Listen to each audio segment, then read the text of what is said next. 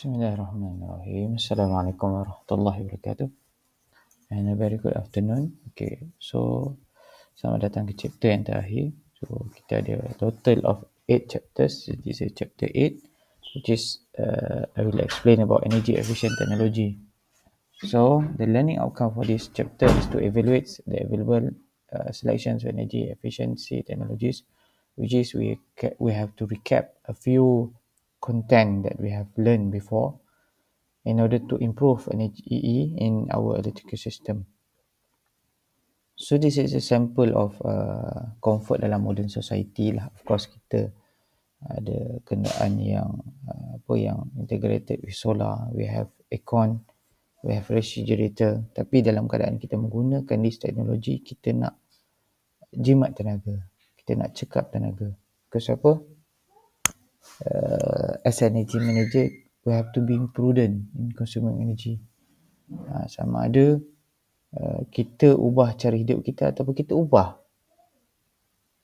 barang yang kita gunakan, equipment yang kita, appliance yang kita gunakan. That's the way lah.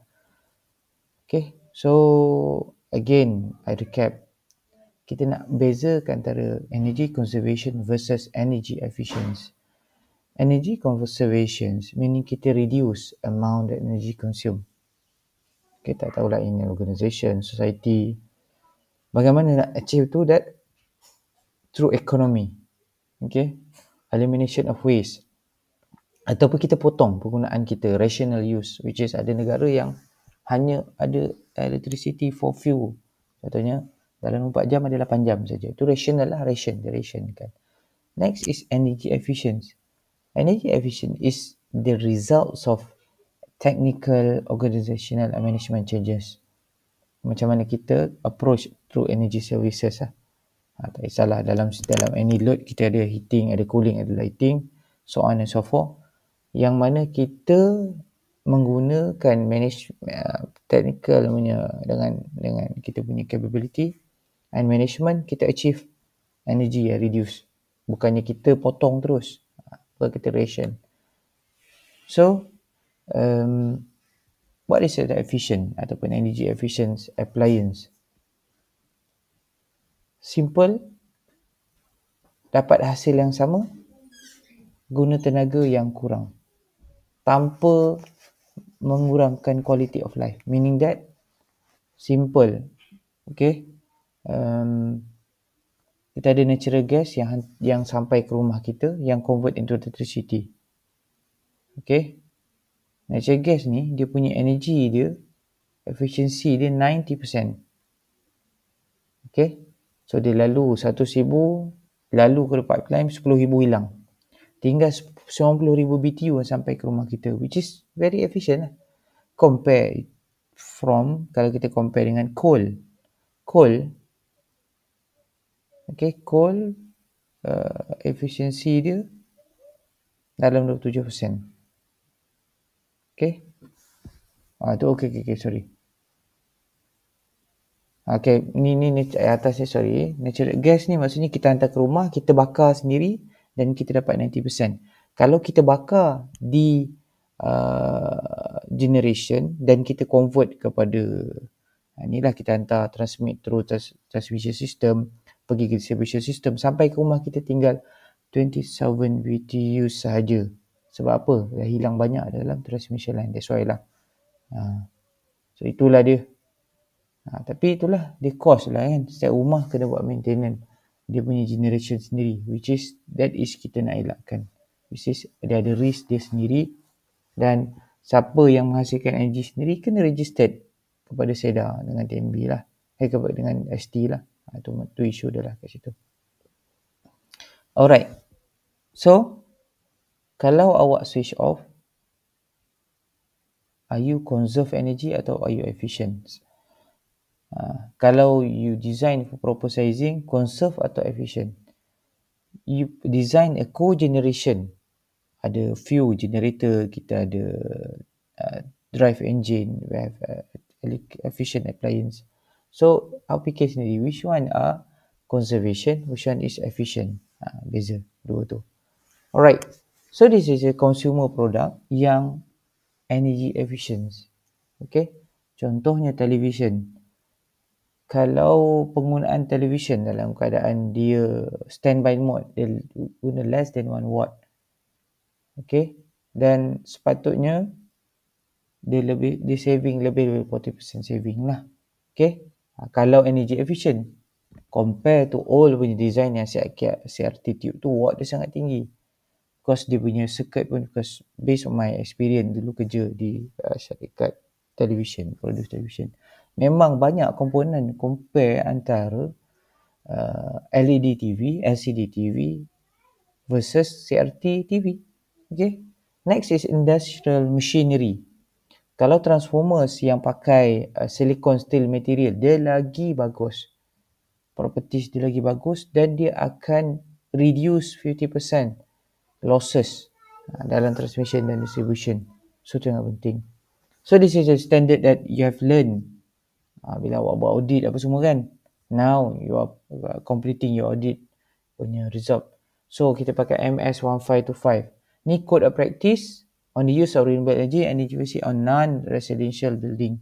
So, encourage kita design, sama ada tak kisahlah kita rumah bangunan baru ke, bangunan lama ke, equipment yang kita pilih tu kena guna energi yang berkurang. So, dia cover apa? SCMV, aircon lah, HVAC. Dia cover lighting, electrical power distribution, architectural and passive design and management control system, BMS tu semualah. Alright. So, dalam MS1525, dia ada standard and cost committee report, which is garis panduan lah. Tapi jatuh rasa standard dan cost. Okay. So, dalam tu, dia punya target adalah untuk maximizing natural lighting and use natural ventilation. Kalau boleh. Right? That comply that standard lah. Dan kita oppose to use renewable energy. Dan target BI less than 150 kilowatt hour per meter per year. So ni berkaitan dengan rating BI, building energy rating. Kalau ini ECA 2024, dia dah ada building energy rating. Berapa persen dan ni berapa. Ini berapa dia punya star. 1 star, 2 star, 3 star. The highest is 5 star lah. Building pun akan ada dia punya star dia sendiri. Okay. So, building consuming less than 10 watt hour per meter square, JFA kecil, exempted. Rumah bangunan kecil macam kedai-kedai kan. Watt pun sikit dia penggunaan dia. So, exempted from this regulation. Normally, dia fokus kepada industri lah or commercial. Alright. Next is what's labeling. Okay, labeling. Kalau bila kita kata labeling ni salah satu benda yang sangat penting yang dulunya kita guna labeling luar negara. Energy Star daripada Europe lah, daripada US lah, daripada mana negara yang produce kan. So labeling tu menjadi satu simbol kepada energy efficiency of any electrical product. Bila kita ada labeling, automatic consumer are aware about energy efficient electrical punya appliance. Yang mana kat situ dia ada information berapa banyak kita boleh save energy. Jadi bila dah jadi satu national symbol, so that labeling menjadikan manufacturer, importer, dealers, dia nak cari produk yang energy efficient supaya orang tertarik nak beli barang dia. Nowadays pun ada rebate lagi untuk sesiapa yang menggunakan energy efficient punya appliance. Next, kita ada juga, bukanlah sahaja untuk consumers biasa yang rumah ni kan residential, tapi for industrial motor pun ada juga labeling program. Ini dah lama, since 2005 tentu. So working committee dia set up this energy commission dia dalam ST sendiri scheme. Dia di bawah EU Committee of Manufacturers, CMAP dia panggil, Electrical Machinery and Power Electronic, yang mana dia labelkan EFF 1 until 3. Yang mana 3 itu paling standard. Yang 1 is high efficiency motor. Itu yang sepatutnya kita kena pakai di industri. Which is, kalau lepas ni awak go for intern, you can see which are type of motor yang pakai dalam sistem awak. Yang ni awak boleh kenal. Alright. So, pada tahun 2003, 2003, in December, this manufacturer dealer ni, dia sign di bawah ST untuk menunjukkan komitmen. Ni ada ABB, GE, Kirloskar, STE, Telco, Siemens. Adalah few yang masih ada. Yang besar-besar ni masih ada. Yang mana we are the signatories of high efficiency. Dia tulis gitulah. Support the increase of share high efficiency motor. So nanti dia support. Kalau kita beli from China tu tak adalah. Dia memang tak ada sign pun. Sebab yang sign ni pada kali pertama ni ada 8 company. Lepas tu sebelum dia ada 8 signature, lepas tu untuk phase out EFF2 and below 2008 lagi. Kalau ada guna lagi tu maknanya motor tu dia dah pasang lagi awal lah. Okay, sepatutnya by 2008 kita ada dah Malaysia motor yang less than EFF2 or 3 paling lowest lah kan. Alright. So kita buat comparison because they conduct study lah senang cerita Untuk apa? Untuk tahu perbezaan market study. Berapa persen yang dah start pakai. Kita tengok dia EF tu paling tinggi. EF3 tu almost tak ada lah. Okay. Tapi HEM tu EFF3 lah. High efficient motor. So dia disebabkan oleh dah sign agreement tu in 2005, motor sales yang kata efficient 1 EFF1 makin meningkat. So dia increase 50%, seterusnya 79, 36. So meningkat menunjukkan bahawa that signatories yang tadi dah sign by these 8 big companies yang produce motor menjadi kenyataan. That's why lah bila dia di satu benda tu, dia kena ada satu macam commitment, industrial commitment, baru benda tu menjadilah. Alright. So industrial motor, apa yang menyebabkan orang kena juga beli? Nak tak nak? Kita ada import duty and sales tax exemption, investment tax allowance, ada loan facilities through SMEDEC. So ni tarikan-tarikan lah supaya makin ramai introduce EFF1 motors. Kalau sekarang ni mungkin motor-motor yang ada lagi tinggi disebabkan oleh dah wujudnya EV yang banyak di Malaysia. China dah jadi booming EV. Right? Okay, this is for domestic product pula. So di Malaysia bawah ST, kalau kita tengok logo ST kat situ ada logo ST yang mana dia dah implement MAPS, which is we call it by kalau penuh ni nama minimum energy performance standard. Standard minima penggunaan tenaga lah ataupun performance. Okay, yang dia akan tujuannya kepada 5 je equipment, appliance, which is aircon, fridge, TV, kipas, domestic kipas and lamps. Kipas tu tak kisahlah, kipas ceiling ada, kipas yang table fan ke stand fan duduk pun boleh. Okay. So rating dia ada 1 sampai 5. Lagi banyak bintang lagi bagus. Biasanya masuk Malaysia sekarang kalau lalu ST minimum 3 je. Dia tak ada dah 2, 1 tak ada. Okay. So dia akan ada kat situ, kita akan tengok dia punya star rating dia. Lepas tu model information, dia ada model number dia. Apa jenis ni, apa ni appliance apa, peti sejuk ke apa. Berapa penggunaan kilowatt hour dalam setahun. Dan dibandingkan dengan 3-star model in percentage, berapa dia saving. Benda-benda ni semua. So nanti next kalau kita beli kita our appliances, kita kena tengok this label lah, barulah kita kenal. Okay. Alright. So pada awal ni kita ada voluntary program yang admin by ST lah. So sebab apa pada awal tu kita pilih fridge? Sebab 97% rumah di Malaysia mesti ada fridge. Bukan zaman dulu semua pakai salai kering taruh dekat atas cahaya matahari. No. Which is this fridge akan on 24 hours per day. Okay. Throughout the year. Tak ada pun kita off. Kalau kita off akan jadi kesan lain lah. Alright. Jangan cuba. Kalau cuba awak dapat kesan dia lah. So conduct ni under Danida Energy Efficiency Demand Side Management lah. So daripada situ dia develop star rating lah. Kalau dia jimat more than 25%, dia akan dapat 5 star. Kalau dia jimat less, dia macam compare dengan 1% dengan 3 tu kan, less than 25, which is kita tak ada pun. 1 dengan 2 ni almost tak wujud lah. Sekarang ni paling teruk pun dia jimat 10% daripada dia punya nominal itu, dapat 3, 4, 5 ni dia awak akan jumpa equipment. Kalau dia lalu ST, kalau beli dekat Shopee ke Temu ke, tak adalah. Belum itu saja. Dia tak kisah. So tapi biasanya kalau ada lalu ST, dia akan ada ST star rating dia. Okay, this is for refrigerator lah. Okay. Ini pula untuk domestic fan. Dia berbeza. Okay, domestic. Kalau dia ni, dia tengok air delivery over input power. Dia tengok ni pula. So ceiling fan lain, pedestal wall fan lain. Makin tahun makin susah nak dapat 5 star rating. Nampak 5 star rating, more than 3, more 1.2, makin susah. Jadi kalau dapat 5 star, pilihlah 5 star. Kipas ni dah tak ada alasan lah untuk tak beli 5 star sebab harga dia tak jauh sangat.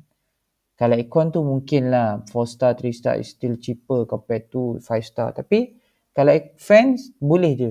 Harga dia tak jauh. Aircon, nampak Kalau 5 star, more than 10.41 BTU hour per watt. Itu beza dia. EER, Energy Efficiency Ratio. Boleh calculate. Okay. So, macam mana kita nak dapat ni? Kalaulah satu hari nanti you are being a businessman, you trying to propose some new equipment lah, appliance yang bawa ke Malaysia, aircon ke apa-apa, tak kisahlah. So, proses dia sebelum kita dapat star rating, label daripada ST, kita kena hantar barang tadi yang kita import tadi ke SIRIM ataupun approved testing bodies, tak kisahlah, normally SIRIM lah. Tu yang kalau kabel pun ada SIRIM punya label. So SIRIM tu akan buat test dan issue a test report. So test report tu yang lah akan disubmit kepada Suruhanjaya Tenaga. Jadi applicant dia tak boleh suka-suka hati je. Dia kena SIRIM tested. So applicant akan apply ke PST untuk star rating. So berdasarkan testing tadi, barulah kita tahu berapa star rating dia. So ST akan bagi star index dan issue letter of approval untuk certain produk lah, 3 produk. Terutamanya 5 produk utama tadilah. Okay. Alright. Labeling for household appliance. Ni star ni lah. Dia listing certification SIRIM QAS, ST atau juga untuk household appliances lah. Apa impact dia? Of course, takkanlah kita guna tak ada kesan. First and foremost, macam kita berkata, 5 star is highly energy efficient. Dia pakai energy yang sikit dengan hasil yang sama. Seterusnya, cost saving. Ialah, bila energy efficient, kilowatt hour penggunaan pun kurang. Cost saving bulanan kita akan meningkat juga.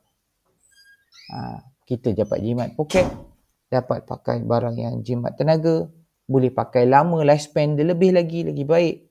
Seterusnya, dengan menggunakan energy efficient equipment, kena ingat, kita dah membantu environment kita. So, dengan penggunaan yang sama, tapi dengan guna equipment yang ada 5 star rating, kita bantu untuk this fight against climate change lah. Kita belajar. Semua ni berkait dengan climate change. So, lagi kita dapat insentif, discount. We have some rebates by government incentive.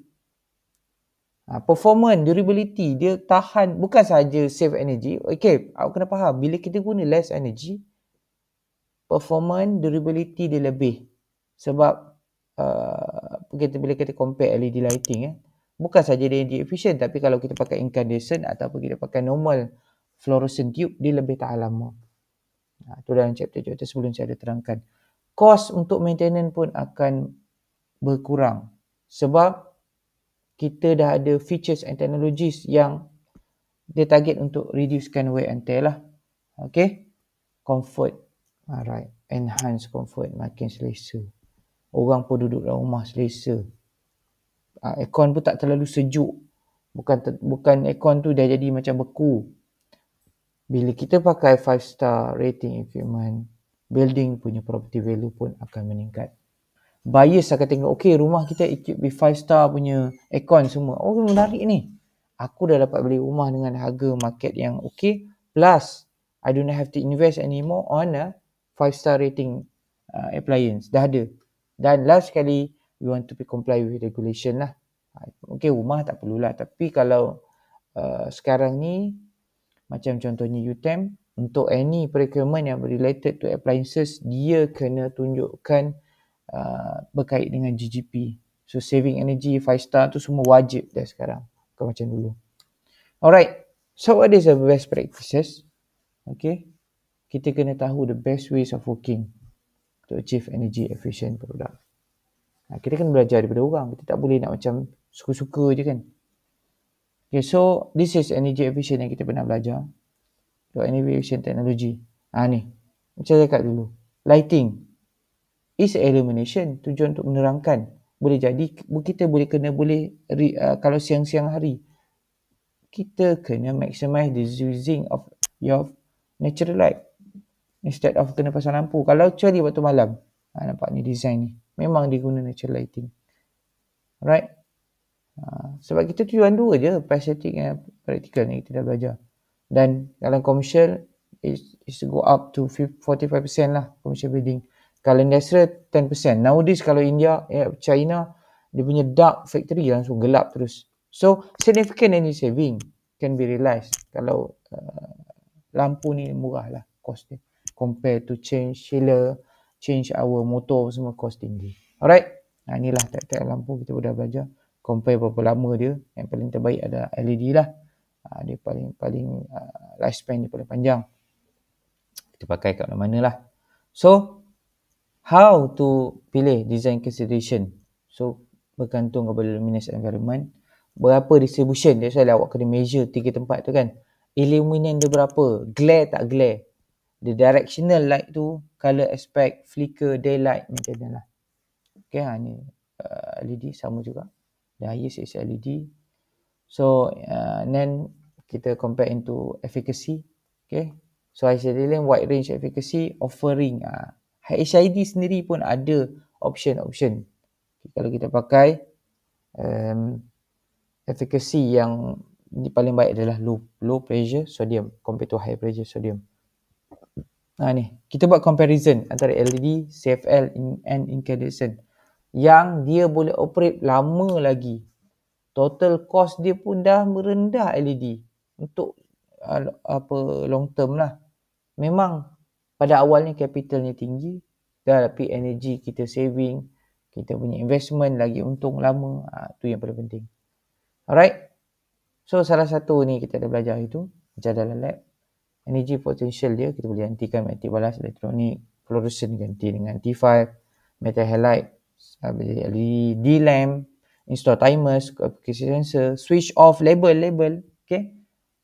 Planning balik, maximize day lighting lah.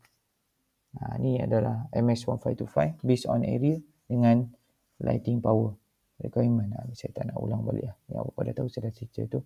Next is efficient AC technology. Sama juga. Saya dah terangkan type of AC. Kita ada room AC, split unit, package unit, centralized chiller. Apa beza dia? So, kalau dalam chiller plant efficiency, dia ada dia punya COP, coefficient of performance. Tujuannya apa? Untuk nak tahu condition kita punya chiller.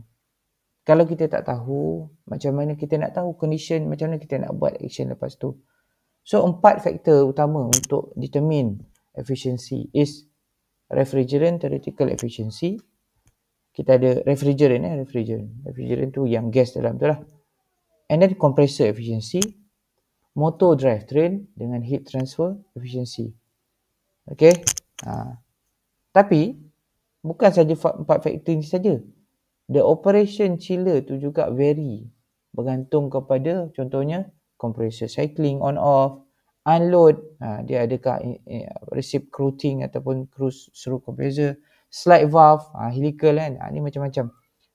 So kat sini lah boleh kita dah nampak dia punya berapa dia punya COP dia lah. Adakah dia excellent ke, dia good ke, need improvement. Kat sini kita kena kira.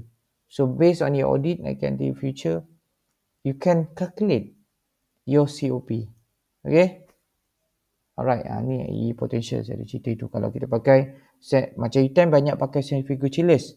Kita kalau pakai constant speed, kita reduce until 3%. Just to be constant speed saja. Kalau pakai helical rotary chiller, reduce 3% juga. So sama. Kalau kita boleh pakai constant speed, kita boleh jimat tanpa perlu buat perubahan. Resetting balik kita punya chill water temperature. So kita dapat jimat 1 to 3% juga. Seterusnya pakai VSD, dia tak perlu speed, dia tak perlu stresser. Bergantung kepada load pun boleh juga. Ini potential chiller management, chiller composition, inilah tube cleaning, tower cleaning. Ni buat benda ni dia berkait dengan maintenance lah senang cerita. Kalau kita tak buat, chiller kita tak akan efficient, lepas tu cepat rosak. Improve chiller, high water flow rate, low delta T. Higher chiller water temperature. Ni chiller water temperature, kita nak chill water temperature, kita naikkan cold condenser water temperature. Improve plant COP. Kita chiller pun kena improve, plant pun COP. Low flow, high delta T. Low chill temperature, optimize conductivity. Ada efficient technology yang kita ada. Kita ingat. Ni saya tak nak ni lah. Okay. Kita ada PV juga. This is efficient technology juga. Which is kita menggunakan tenaga daripada our sun untuk convert into photon yang dihasilkan oleh sun kepada energy. And then kita boleh juga pakai energy demand controller. Kena faham in industry, mereka ada charge of energy demand ataupun maximum demand kan. So kalau kita dapat reduce that demand, automatic kita dapat reduce billing kita.